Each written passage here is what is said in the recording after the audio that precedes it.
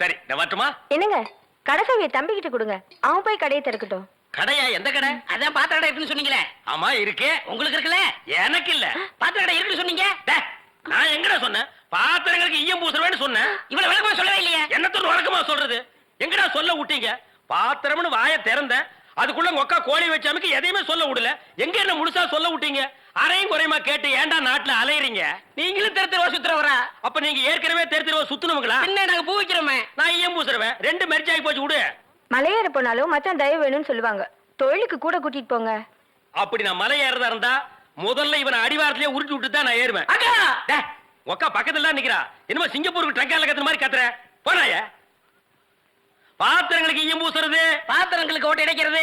யோ ஈயம் பூசுறவரே, நான் தாங்க. எதுக்கு ஈயம் பூசுவ? பாத்திரங்களுக்கு பூசுவனுங்க. ஐயா பிரியப்பட்ட உங்களுக்கு பூசுவனுங்க. எனக்கு வேண்டாம். அண்டாவுக்கு ஈயம் பூச எவ்வளவு ஆகும்? அண்டாவுன்னா என்ன சைஸுங்க? இந்த தம்பி சைஸ்னு வச்சுக்கோங்க. இவன் சைஸுங்களா? பெரிய அண்டா. அப்ப 25 ரூபா கொடுங்க. 3 அண்டாவுக்கு? ஐயோ 3 அண்டாவா? அப்ப 75 ரூபா கொடுங்க. பாத்தீங்களா மாமா, நான் சேர்ந்த ராசிய. வியாபார ராசிடா. சரி, 3 அண்டாவுக்கு பூசுறனே டிடக்ஷன் கிடையாதா? டிடக்ஷன்னா அதான் தள்ளுபடி. ஏண்டா நான் என்ன கதர் கடையை வச்சிருக்கேன்? ஆனா அந்த கொசுறு கொடுப்பாங்களே. கொசுரா? ஓ, இந்த மளிகை கடையில மொத்தமா ஜாமான் வாங்கினா கடைசியில கொஞ்சம் உடச்சல் கொடுப்பாங்களே.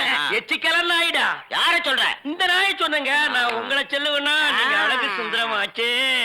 ஏங்க 3 அண்டா பூசுறீங்க, ஒரு குண்டா இருந்தா கொடுங்க, நான் பூசி தர்றேன். குண்டாவா? இரு வர்றேன்.